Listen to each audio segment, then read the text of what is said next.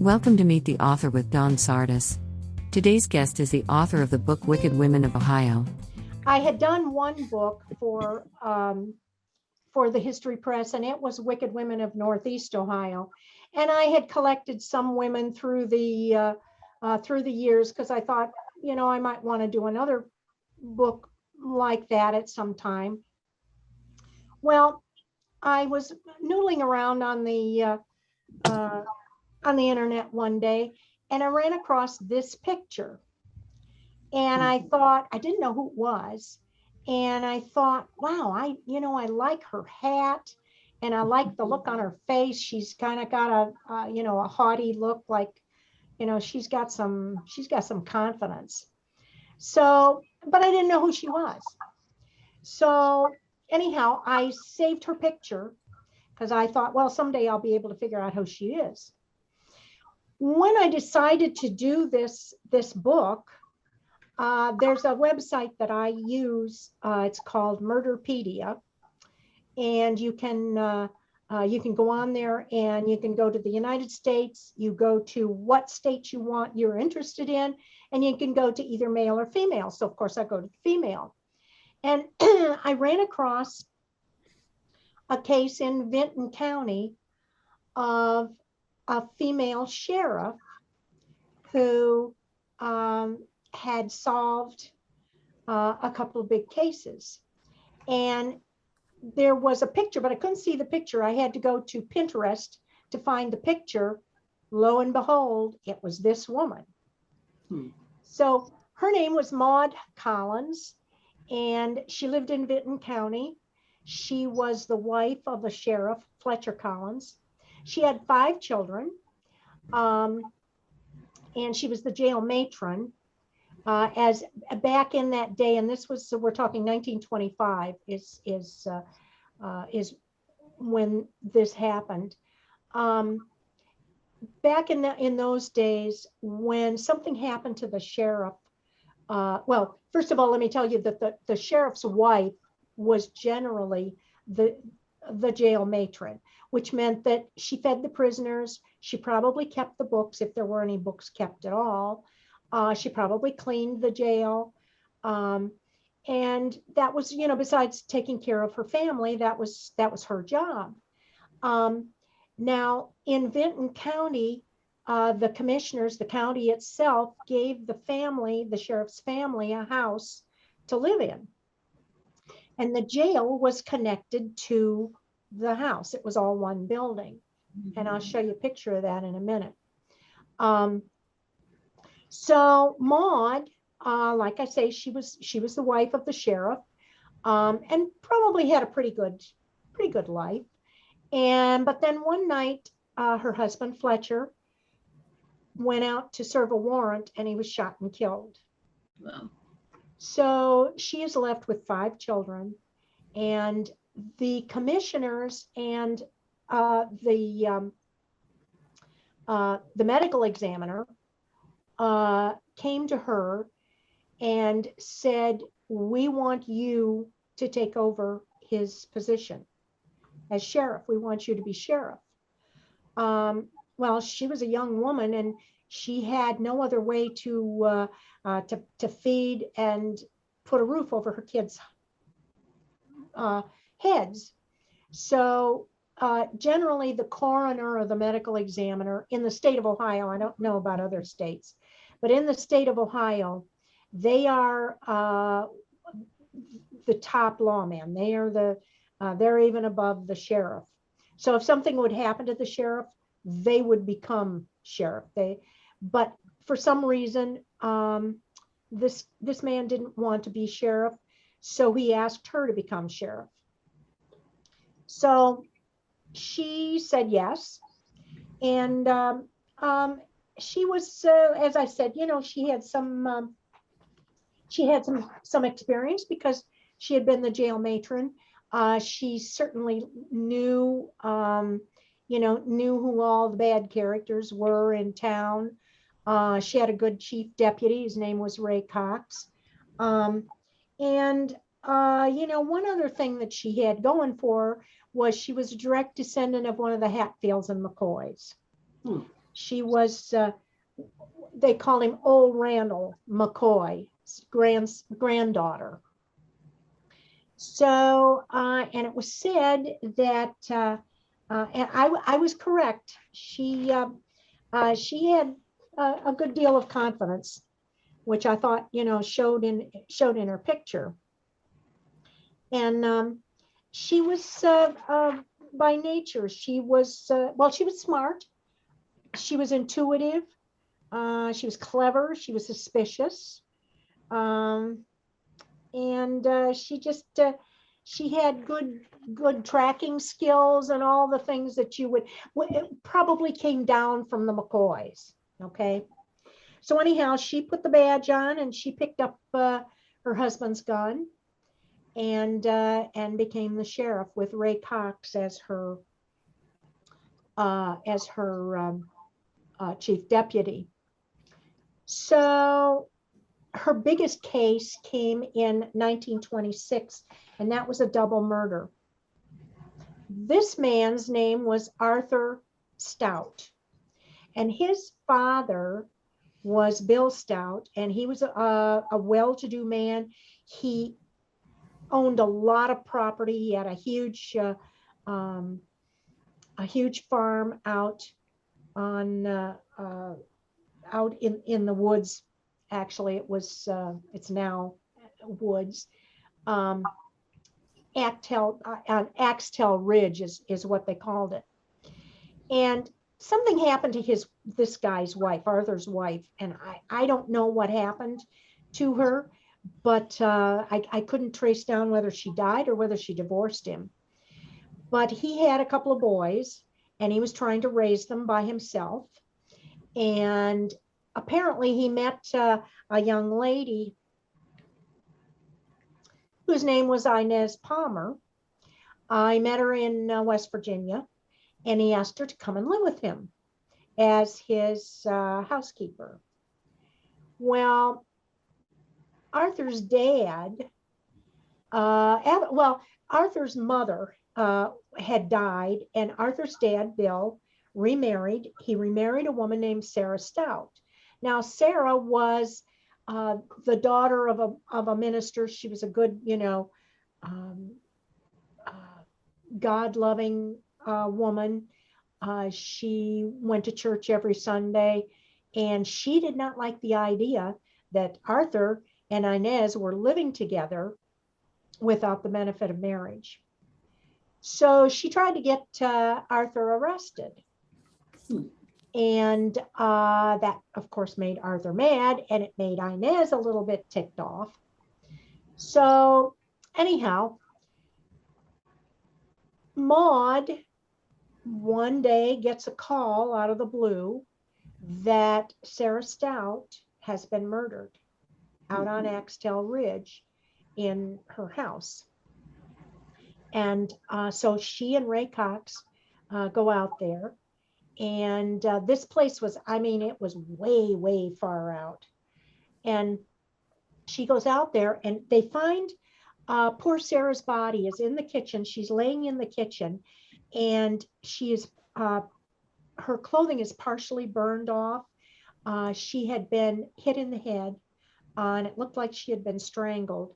And apparently whoever did it had tried, they thought that they could cover the crime up by maybe burning the house down, and that's what they thought. But Maud kind of, she started talking to the family. She started talking to the neighbors around, and she talked to a boy that lived in the neighborhood. Well, he was the closest, lived in the closest house. And he said that in the afternoon, he had been there and borrowed some sugar from her because his mother was baking and she needed sugar. And nothing was wrong at the time. And so anyhow, Maud starts thinking, well, she finds out that there's been some, things are not real copacetic with her stepson and his live-in.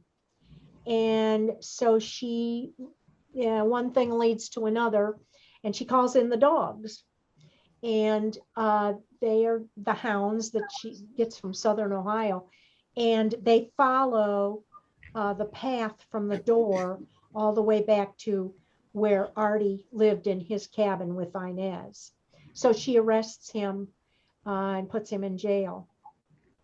So that was in the fall, and she has him in jail for a few months. And then a few months later, this woman calls the sheriff again and says that Bill Stout, that's Sarah's husband and Arthur's father, has come up missing. So Maud and Ray go back out to this cabin and they start looking for him. She says, well, she hadn't seen him. She had packed him a lunch, and he went out in the back 40 somewhere to repair some fence posts, and he had not come back. So they went out to the back 40, and they see that his wagon is out there with his tools and everything, and there's a lunch bucket sitting there, and they called them lunch buckets at that time. And so she looks at the lunch bucket. She picks that up. Then she starts looking at the it was muddy, so she starts looking at the footprints in the mud, and she thinks to herself, those are not deep enough to have been made by a man. And so she goes back to Bill Stout's house and gets a pair of his boots. She brings them back, she puts them on, and she walks around and sees that she only sinks in as far as the original prints. So then she knows that they were not his prints. So she knows that they were either belonged to one of the boys or they belonged to Inez. So then she starts looking through the lunch bucket, and here is, I guess you would call it a will of sorts, that where Bill Stout just about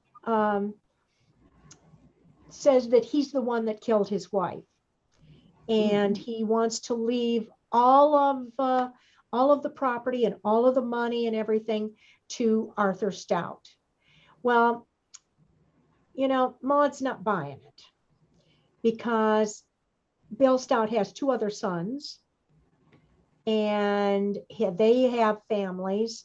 So she of course does not recognize Bill Stout's handwriting. So she takes it into town to the bank, and where everybody did their banking. And so the banker looks up Bill Stout's paperwork and compares the handwriting, and no, it's not Bill Stout's handwriting. So she goes back out, she and Ray Cox go back out to the cabin where Inez is, and along the way she sees the two boys, and the two boys are carrying pails of water. So she stops the car, and she says, well, what are you doing with the pails of water? And they said, well, that Inez said that the well was not good. The water in the well was not good. And so Maud goes, I bet. So they continue on to the house. And while Maud goes in to talk to her in the house, Ray goes out to the well, and he gets a grappling hook, and sure enough, Bill Stout's body is in the well. So she finally admits that she hit him in the back of the head, and because they wanted the money. Now this is the cabin where Arthur and Inez and the two boys lived. This is the well right in here. Now the well is still there. Like I say, we went I went down to Vinton County. This was written before COVID. So I went down to Vinton County to have a look at, at these places, and also to the Historical Society to get, to get the pictures and stuff. So this cabin is gone, but the well is still there. It's capped off, but it's still there. We were up here somewhere looking down, and it was all overgrown, and you didn't really want to walk down too much. We went past the house where Sarah had been murdered, and I had hoped that I could take pictures of it. But on the outside, there were, just trash and stuff sitting all around the house, and there were car seats sitting outside, and car parts and everything, and there was a pickup truck sitting there with a couple of guys, and one guy was out of it, and he was talking to the driver, and they just didn't look friendly. So and I was there with a friend, and I was with the president of the Historical Society and the past president of the Historical Society. But I just did not want to stop. They just didn't look all that friendly. Now, this road that we went down, where this cabin was and the house was probably only about a car width wide, maybe a little bit wider. And it was a dirt road. And as you went down, the first thing we saw was a trailer, a burned out trailer that was kind of boarded up with plywood. And then there were a couple of cars sitting off to the side, and we got way back in. A couple of cars sitting off to the side that were rusted out, and there were weeds growing up through the engine. And so that kind of tells you what kind of a place it was. Vinton County does not have a grocery store in it, and it does not have trash pickup. So that gives you some kind of an idea. The Historical Society gave me, of course, a lot of information. They gave me pictures. But I found out that there was an article written in a True Detective magazine that the author of it had actually talked to Maud Collins about this this case. And I thought, well, that would be valuable to have, because it would have quotes, and I would get a sense as to how she talked and everything. Well, I could not find that magazine anywhere. I tried the Akron Public Library. They sent me to Kent State, who sent me to Bowling Green, who sent me to Michigan. And they would have parts of the magazine, but they didn't have that particular issue. But I was just bound and determined I needed to have it. So I sat and I thought, well, where am I going to go? So I decided to go to New York Public Library. And they have I don't know whether your library has this or not, but New York Public, and a lot of libraries have this. They have a talk to your librarian, where you can just get on a chat with them. So I got on a chat with the New York Public Library with a librarian named Nora, and I told her what it was I wanted. And she was not going to give up. I loved her. She just was not going to give up. I mean, she went to WorldCat, which the other libraries had done. She went to, there are tons of library catalogs. There's public library catalogs. There's university library catalogs, national and international catalogs. There's Hattie Trust. And I don't know where she found it, but she finally found it. And I said, oh, where is it? And she said, it's in the Royal Library of Scotland. And I thought, I'll never get it. I'll never get it. And she goes, no, you'll get it. Here's here's their email. And so I emailed them, never thinking that I was ever going to hear back. 10 minutes later, I got an email back, and they said, we have it. Would you like it? And I said, yes, I would. And so I had to give my credit card number, and I thought, I don't know how much this is going to cost me, but I needed it. And it came out that it cost me like $8. So I got that. And then I found out, and I can't remember, I think someone told me that they had done in Vinton County, the Historical Society had done something, and her granddaughter, Valerie's granddaughter, I'm sorry, Maud's granddaughter, Valerie Collins, had come to Vinton County. And so I thought, maybe I can get a hold of her. Well, Valerie Collins is not, it's a common name, but I had a middle initial, and I could tell from what they had written in the Historical Society that she lived in California. So I was able to track her down. I spent hours on the phone with her. She told me all about her, and I made a friend. And she sent me some of the pictures. There are a lot more pictures in the book than I have here.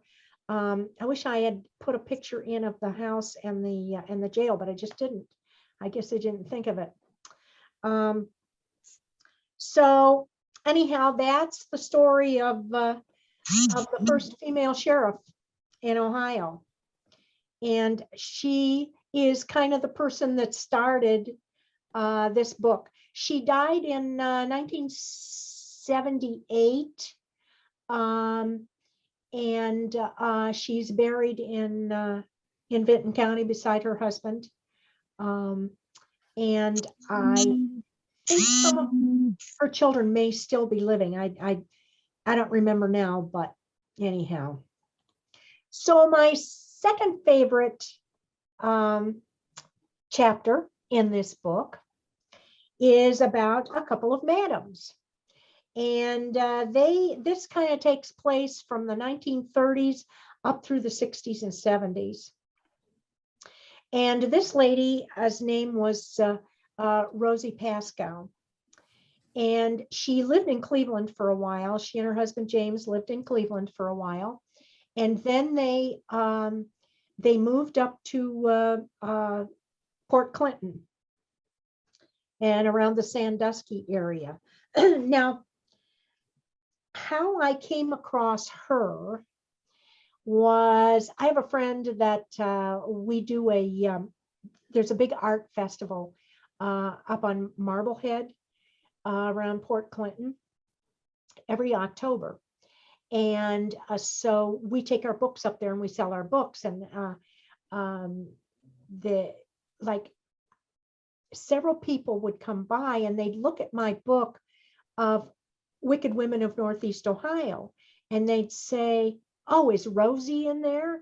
And after about the fifth time that somebody asked me that, I said, "Okay, I gotta know who this Rosie is." So they said, "Oh, well, it's Dago Rose." So I went home and I started looking her up, and I found her, and sure enough, the newspapers all referred to her as Dago Rose. I learned later from her granddaughter that she did not like that, which I can understand. That's not being Italian. I don't like to be called Dago either. Although anymore, I don't care. But anyhow, she got to Port Clinton in 1930 with her husband, James, and she set up a house of ill repute, and she set it up close to Camp Perry, which is a military camp up there. And so she got a lot of business from there. Now, the people at Camp Perry, they didn't like that so well. And they tried to stop her, or they tried to stop the men from visiting there, but I guess they weren't too successful at that. So they would call the sheriff and try to get her shut down. And she had just enormous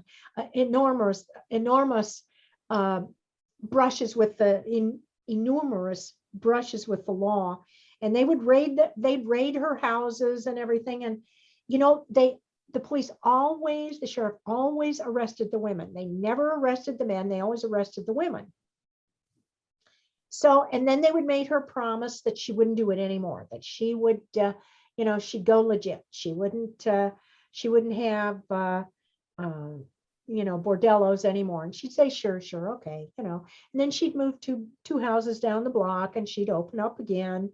And, and it got so that I was told that she would put a newspaper, she'd fold a newspaper and put it on the stoop, and that the police would stop by and pick up the newspaper. And of course, in the newspaper, there was money. And so then they wouldn't raid her anymore. So anyhow, she had a son named Michael Pascal. And Michael married a woman named Lillian Lewandowski.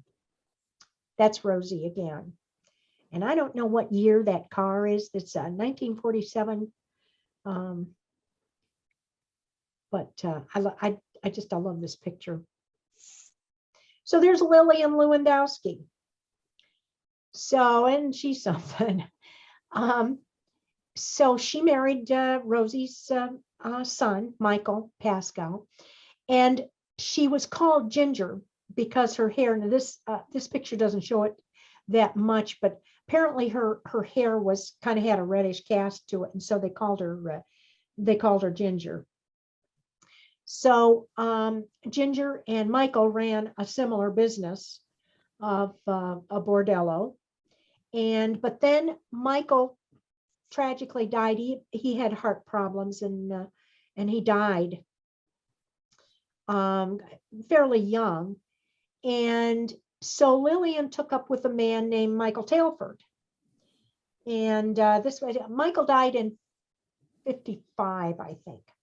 So she takes up with a guy named Louis Tailford, and they got into trouble in Michigan. Well, Tailford had a few aliases, I guess, and I think Michael was one of them. But they got in trouble in Michigan with a nudist camp. There was a nudist colony up there. So anyhow, they got free of that. Well, during the 50s and 60s, they ran a place called Around the Clock. And downstairs, let me see if I can share that for you. There it is. So downstairs here was a restaurant, and upstairs was the bordello. And there was a clock on the front, and I think that's it. That if it said open, it meant that the girls were upstairs and they were open for business. Now, I understand that the restaurant was also well attended. And I have a friend that, is a guy I went to high school with, that he drove truck. And he said that he used to stop there on the way through because the food was so good. And I said, yeah, I'm sure, Tom, that's all you stopped there for. But anyhow, so this building is not there anymore. Apparently it burned down. But Lillian just made, or Ginger, she just made money hand over fist. Well, she didn't have any children, and apparently she wanted children. I don't know whether she couldn't have any or what happened. But there was a story. She did get 2 children. There was a story that her mother-in-law, Rose, bought 2 children for her. One was a boy and one was a girl. Now, it took quite a while for me to find out the truth of that. And so, you know how one thing kind of leads to another. I decided that I wanted to write the 2 women in this book. So I started off, I have a blog called Dark Hearted Women. And I started off because I knew more about Rosie, although I couldn't find any pictures of Rosie at the time. I started off writing a blog about Rosie. because I had gotten newspaper articles, and I had just enough, not enough for, for a chapter, and I didn't have nothing about, I had nothing about Ginger. So a little bit later on, I found another blog by a Toledo newspaper man who apparently had known Ginger, and he wrote a blog about her. So I had the two blogs that I could put together, but I had no pictures. And no matter what I tried to do, I couldn't get pictures. And I got some kind of interesting emails from my blog about Rosie. People telling me that I had no right to write about her, and I didn't know why. I didn't know what, So, but I just, I liked the story, and I wanted to write it in this book. So along the way, I had made a friend of another historian that lived somewhere up around in there, but not in Port Clinton.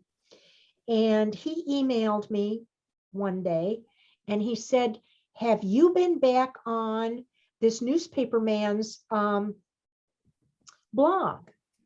And so I said, "No, I hadn't." And he said, "Well, you better go on it, because Ginger's son has posted on it." So I went back on, and sure enough, there was a post that he had written on there. So then I knew his name, and his name was Michael Tailford. So I started looking for a Michael Tailford, and I found one in Arizona. Now, I knew that he probably did live in Arizona, because Ginger had left this place in the hands of a couple of, well, in the hands of, let me see, did I? No, I didn't. Okay. In the hands of one of her madams, and a guy named Holy Joe D'Angelo. And so I knew that she was in Arizona. I did find one picture of her in a newspaper, but the newspaper had thrown all those pictures away, had burned all those, I don't know why, but anyway. So I found who I thought was this Michael Tailford, but I knew that he was in Phoenix, Arizona, but I couldn't find a phone number. Was unlisted. No, it was I think it was discontinued or something. But I went on Facebook, and I found a picture of him, and it was a picture of him with his wife and one of these small horses, a little horse. So I tried everything I tried. I couldn't find where he lived. So I had a friend whose name was Rob Sperna, who died just last year, and he was a good friend. But it was a Sunday night, and I called him up. He had been a newspaper man, and he'd helped me with other things. So I called him up, and I told him, I said, "I'm looking for this guy, and I'm coming up, with just a brick wall." So he goes on. I'm sitting at my desk at my computer and on the phone with him, and he's sitting at his desk, and he's on the computer, and he goes to the Facebook page. And I said, "Mike, I got to find this guy." Or I said, "Rob, I got to find this guy, Mike Tailford." And so he says to me, now he was single. He said, "Man, is she hot?" And I said, "No, I don't care about her. I want to find him." And he kept talking about her. Well, all this time while he was talking about her, he was looking up things about her. He didn't know what her name was, but he was looking up, and he came up with a newspaper article and a picture of her with her tiny horse, and it gave her name. Well, her last name was different. It was Mike Tailford's wife, but her last name was different. So once we had her name, then I went to to the recorder's office to look for a house in her name. And yes, there was a house in her name, but there was no phone number, but there was a plumbing company there. So then I went to the Secretary of State and I looked for a plumbing company at that address, and it came up Tailford's Plumbing Company, and it had a phone number. And so I had the phone number for Mike Tailford. So the next day was Monday, and I dialed the number, and I got kind of scared, and I thought, geez, what am I going to say to this guy? Hey, Mike Tailford, this is, I understand your mom was a hooker. And but I just kind of, I had to talk to him. So because I knew that I knew he had pictures, and I knew this was the only way I was going to get pictures. So I dialed the number rang, and he answered, and he had a very nice voice. And I said, is this Mike Tailford? And he said, yes, it is. And I said, my name is Jane Ann. And I didn't even get the Turzillo out. And he said, I know who you are. And I thought, oh boy, I don't know. I like the sound of that. But he had read the blog that I had written about his grandmother, Rose Pasco. And so we talked for 3 hours on the phone that night. He had all kinds of pictures he sent me. And all the ones that were usable, I put in the book. He told me that he thinks his mother was married 5 times. And he told me that they lived in a house. He grew up in a house that there were pink marble bathrooms, and there were fountains. They had all kinds of animals and things. He said his mother loved to throw parties, and she was friends with, I don't know how many of you remember Gunsmoke, and you remember Miss Kitty, Amanda Blake. She was friends with Amanda Blake. She apparently was friends with some of the baseball players, the Arizona, what are they, Diamondbacks? And she used to have parties with these people there. And he said the food and the booze and everything was just, something else. He said that when he was little, when he went out to play, if his mother had so much money that if he came in and he had grass stains on his pants, he said they were just thrown away, and his mother bought new ones. And his sister had died. Her name was Donna, had died.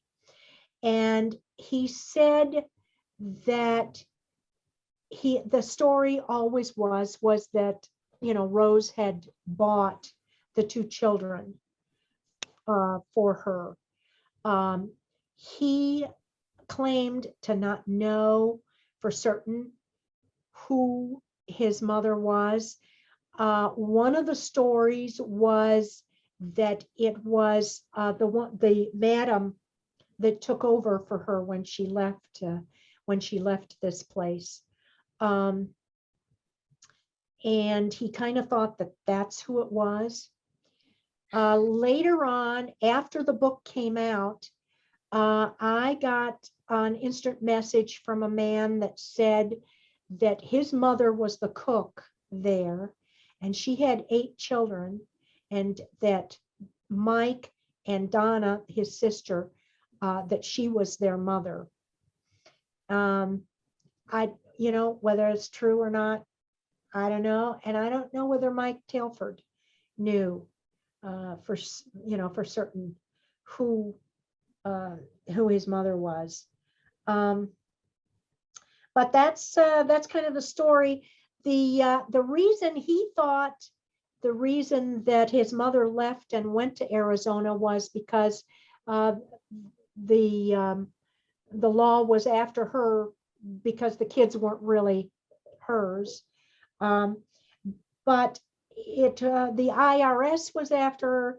The FBI was after her. Alcohol, tobacco, and firearms was after her. U.S. Marshals were after her. And they finally did catch up with her. She owed, I don't know, I can't remember how much in back taxes. And she went to prison in West Virginia. Mike and his sister were sent back to live with Lewis Tailford, who had been pretty much his dad. So he grew up in Ohio, but then when his mother was came out of prison, she went back to Arizona, and she was broke. She took the 2 kids with her back to Arizona, but she was broke. She had lost everything. She became she went to school to become a respiratory therapist, and she lost her vision in later years and died, and is buried out there. So that's the story of that's the 2 stories, my 2 favorite stories from this book, and 2 of my favorite stories of all time, I think. My next book is, whoops, come on. My next book is, and this one is out. This is Ohio Heists. It's got Dillinger in it. It's got Pretty Boy Floyd, and it's got a jewel thief that I like real well. I don't know whether you have been watching the news since November, but there was a young man named Ted Conrad who walked away from Society National Bank with $215,000, and he was never seen again. The story of how he got away with that is in this book.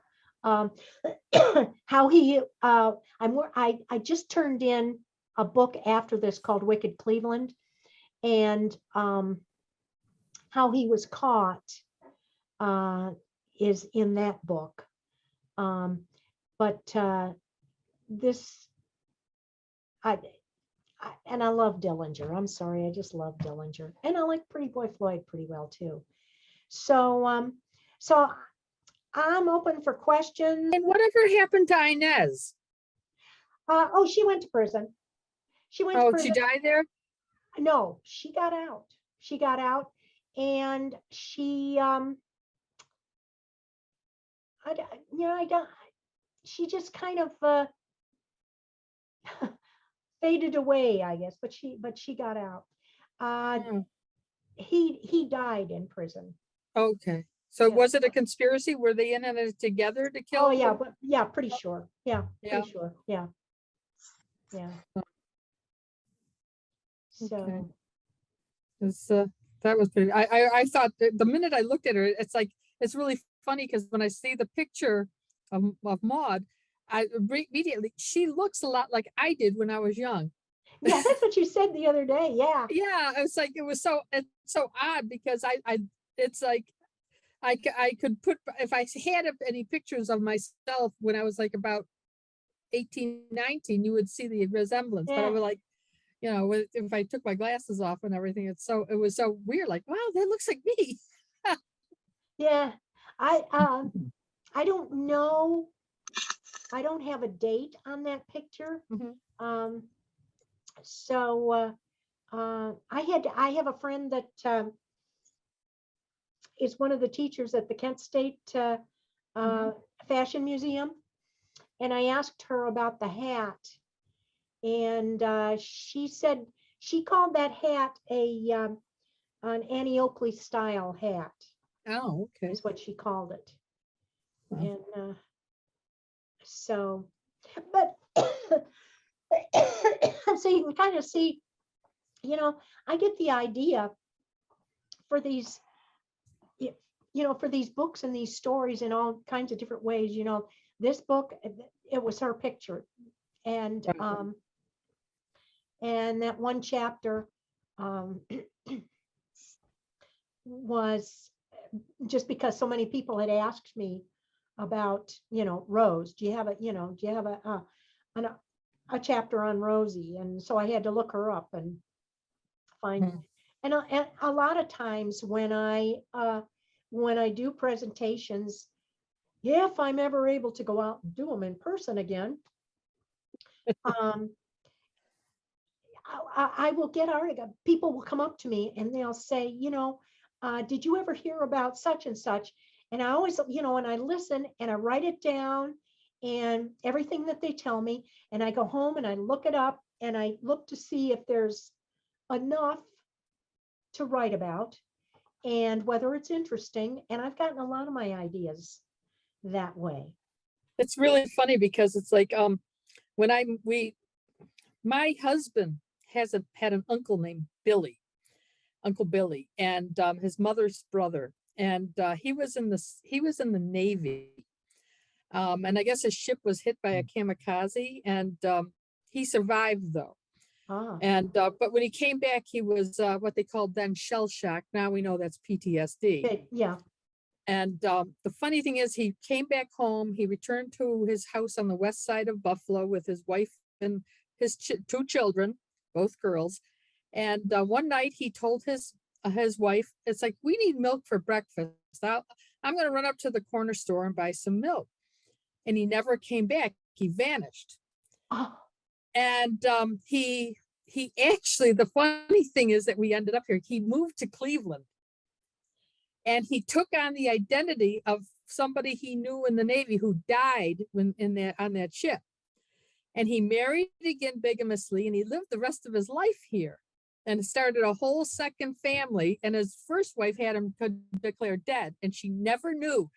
But the only reason my husband knows is once in a while, every few years, he would sneak back to Buffalo and visit my husband and his mother. oh my And his goodness. mother never told the What a wife. story.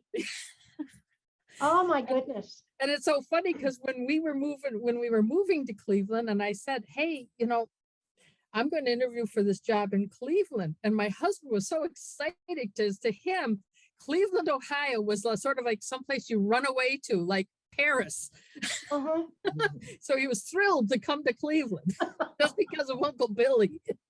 Oh wow. Oh wow. Isn't that crazy? Yeah. Yeah. I guess there's skeletons in everybody's closet. Yeah. When you think about, Ted Conrad, his family, I've been reading about him too. Yeah, I've been his wife following this. and his daughter, that isn't even their Randall isn't even their last name. Right. They here all this time she'd been married to him and she didn't know what he had done. Well, I don't know. I guess it gave him a good start in life. So his new life. Yeah. So, Yeah. but and now in this day and age, it's like 215,000 isn't that much, really. So No. No. you run through that pretty quick. So Yeah. Yeah. but it is enough to give yourself a new start, I guess. Yeah. So that makes sense. But it's just, but yes, but that is a fascinating story. I have been reading about that one, and Well, there is more to tell about that, and so there's more in my Wicked Cleveland book. well, I can't wait for that one to come out. So, So we're gonna have you come back again for that one when it's out. Well, have me come back for Ohio Heights too. Yeah, definitely. I want to. I'm hoping that I'm hoping that it will be in person because I think it's just much better in person. I think we get a much better response. Yeah. Because not everybody has the capability or the technical know-how to join into these online forums. So just don't tell anybody the problems that I had, okay? well, we got them ironed out on Friday. Everything went well. And I almost had a problem tonight, and I'm sitting here looking at them, at my.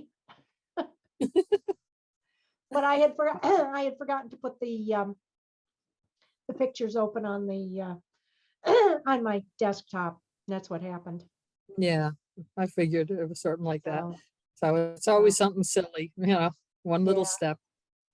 But So, I do want to thank you for doing this with us. And oh, I know it was put off. It was supposed to be done like in 3 years ago. yeah, that, yeah, And we've been rescheduling, and it's like, well, it'll be in person this fall, and then it wasn't, and then it was okay next spring, and no, and yeah, last fall, and again no. So, yeah. but hopefully it So, will. so It anybody will. got any questions about writing or researching or anything? Yeah. Well, No? Well, no, I guess what not. do you, I do have a question. What do you normally, what's your biggest source for research? Um, well, it kind of depends upon what it is. Mhm.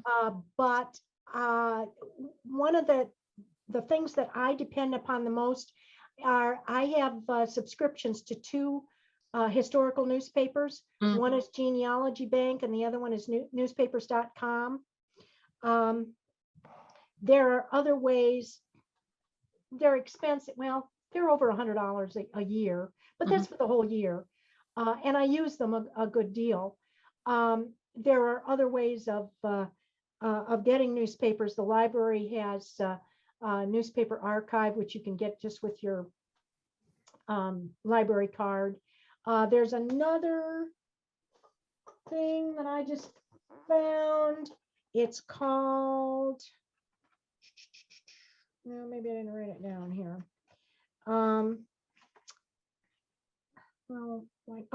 Elefind, ELEPHIND.com. When I have not tried it yet, there is also, you can get old newspapers through the Library of Congress, chronicling America. Google newspapers, google.newspapers.com. But I use books. I interview people. Everyone is different. Everyone kind of leads you in a different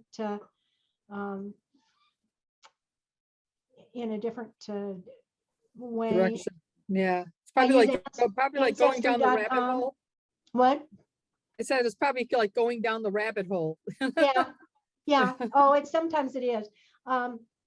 Ancestry.com. I use. And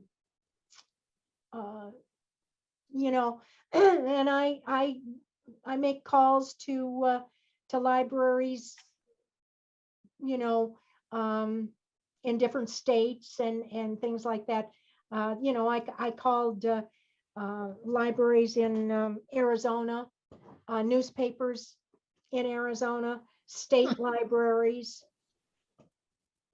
just, Oh, That sounds pretty detailed. You must spend a lot of time researching. oh, I love it. Yeah, I do. The writing is hard.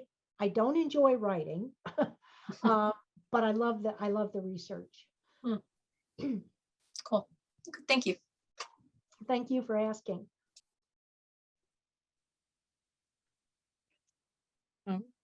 how did you get your first book published? Well, my first book was for Arcadia, and one of my teachers from college had published a book for Arcadia. I got my degree, my 4-year degree, later in life, not when I was in my 20s. And so my teacher, she and I my writing teacher, she and I, after I graduated, she and I became friends. And now she lives across the street from me. And she had done a book. She had 3 or 4 books out. So she had done a book for Arcadia. And she said, you ought to see if you can do a book for Bath Township. Now, that's where I was raised, was in Bath Township. And I went to the Revere schools and everything. And so I put the the proposal together and everything, and they took it. So then I did one for Hudson, because I loved Hudson. and because it's got a wonderful history. So, but then, I had jobs and stuff like that, and I had a kid, and I just didn't have, I didn't have time for a big project. So when my grandchildren came along, I babysat them 4 days a week while my son and daughter-in-law worked. And so I needed something to do while they were napping. And I decided I wanted to write another book. So, and I wanted to do something in history. So, and I had been a crime reporter for a small newspaper, weekly newspaper. And then a bunch of us broke away and we started a large newspaper. And so, but I wasn't working at that anymore, but I wanted to write again and I wanted to do a book. So I just was noodling around and I found the History Press. And it was kind of serendipitous because the acquisitions editor happened to be from Portage County, and he had been a newspaper reporter, and he knew of me and he knew of my Hudson book. And so he asked me if I would be interested in doing another Hudson book. And I said, no, but I want to do, and I saw that they did history and crime. And I said, no, but I want to do history and crime book. And he said, well, shoot me 3 or 4 ideas. Well, I didn't have 3 or 4 ideas. So I had to just make something up, And one of the things, I live in a place called Shady Hollow. So, and a bunch of us always used to get together for lunch. And so we called ourselves Shady Ladies. So I just said, how about a book on Shady Ladies? And he said, well, I like the idea of Shady Ladies, but let's make it Wicked Women. And so that was Wicked Women of Northeast Ohio. And so then I just, have progressed I have a book out about once a year. So that's the long story of how I only, that's why I'm a writer, is because I have long stories to tell. Okay, thank you so much, Jane. Okay, it was fun. It's been a long haul, but it's been fun. So yeah, yes. Well, we'll get together again.